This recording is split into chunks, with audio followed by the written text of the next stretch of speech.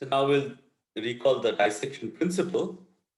Recall that the n plus 1th element of this sequence, namely psi n plus 1, is defined on the event when the first n return times to I are all well defined and finite.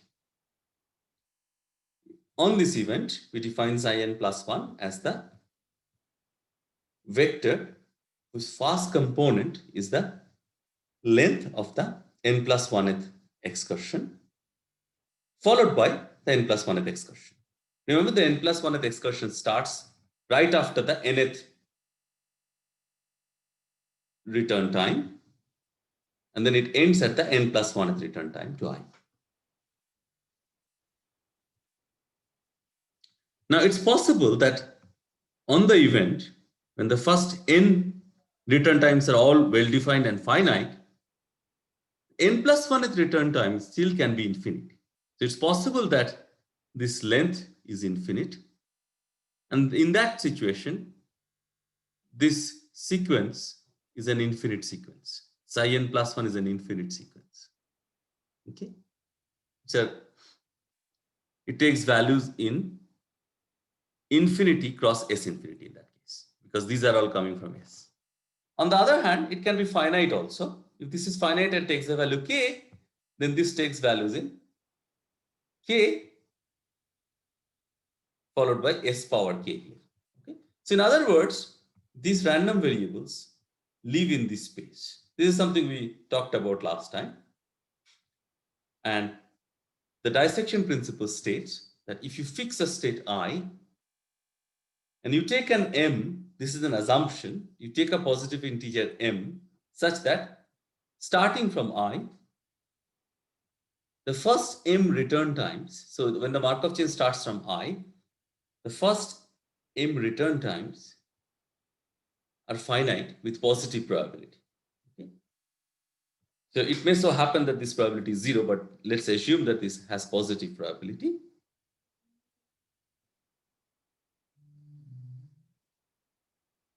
In this case, define pi hash to be the probability which is the conditional probability under pi with respect to this event. Now this event has positive probability, so this is the conditional probability with respect to that. So in other words, under this probability pi hash, first m return times now are finite. They're all well-defined and finite. So by this conditioning, we made sure that these things are finite. Okay. Then with respect to this new probability, pi hash, we will be able to show that psi 1, psi 2 up to psi m are IID, random elements in this appropriate space. Now note that when we condition with respect to the first m being finite, we can only conclude about the first m elements of this sequence. We cannot go further. However, in the case when the Markov chain is irreducible and recurrent, and we'll tell today itself what recurrent means. Okay.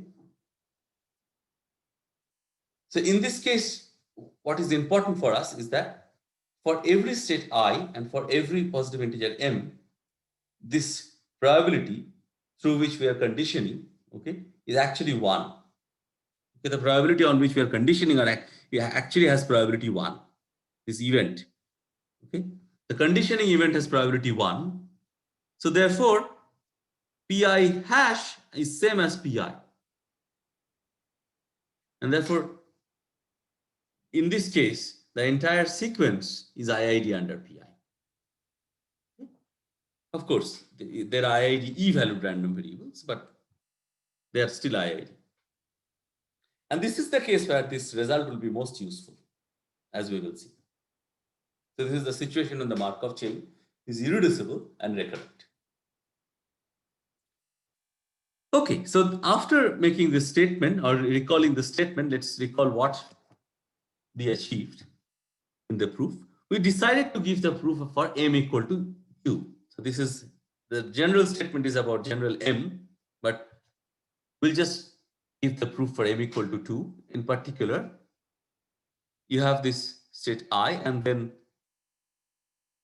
starting from I, the first two return times to I are finite, well-defined and finite. This has positive probability. Okay, so this is our assumption. And then we define the Pi hash to be the conditional probability under Pi when the conditioning is on the event that the first two return times are well-defined and finite. In this situation, recall that psi1 is just this vector. This is possibly an infinite vector. Okay, the first one is tau I1 all the way up to tau I. In general, this is possibly an infinite vector, but under our assumption, under the conditional probability Pi hash, this will be a finite length vector. Okay. And then psi2 would be this vector, the second excursion length followed by the excursion itself.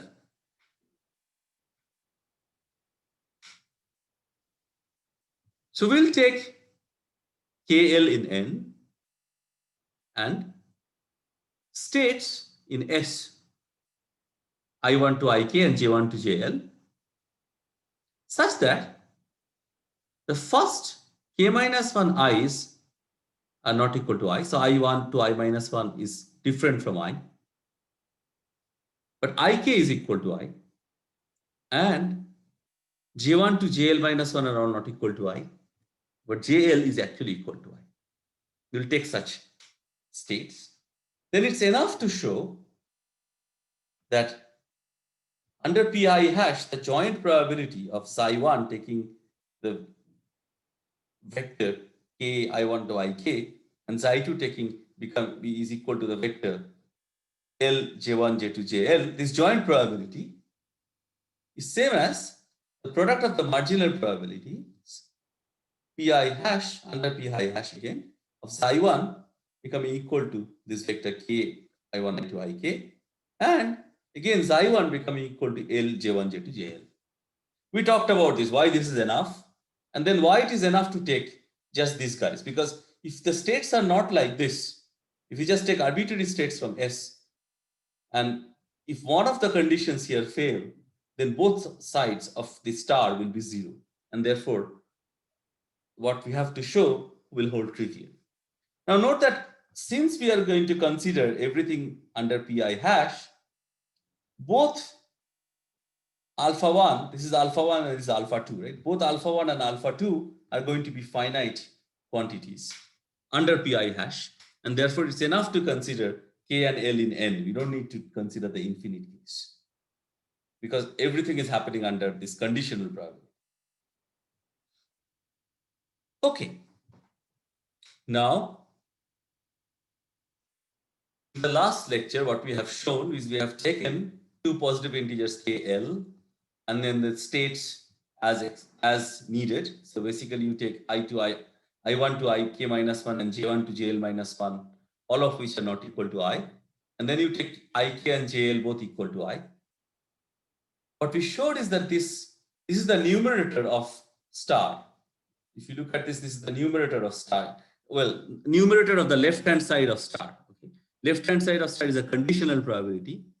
So this is a condition. This is a conditional probability, which is basically a ratio. If you look at the numerator, this is the guy.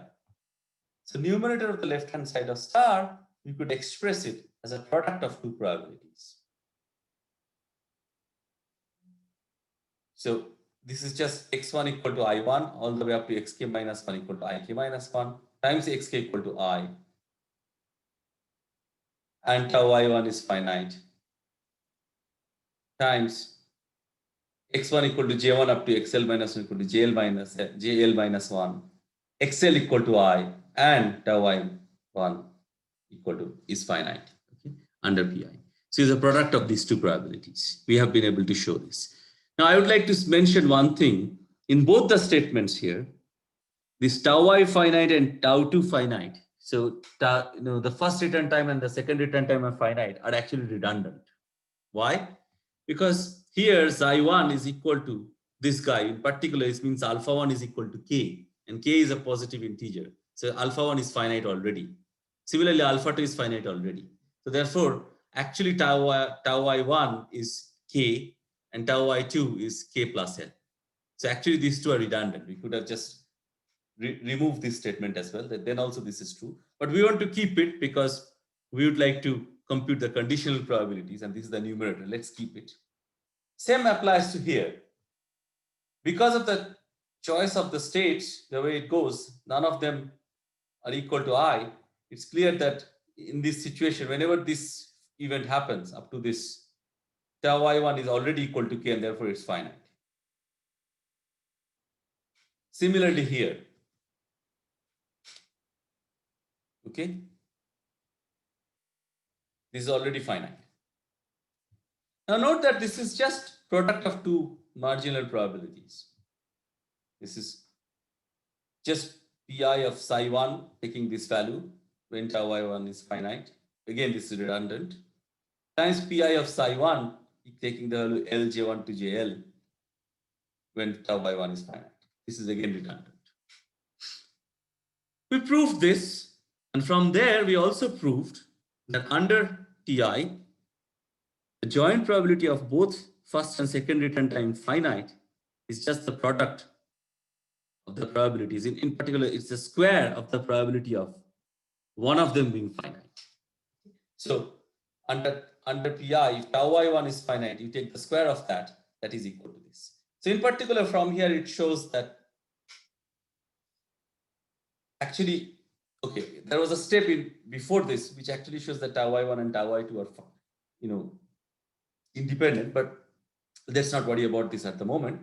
What is important is that tau I1 finite and tau I2 finite, this joint probability can be expressed as the square of the probability, this marginal probability.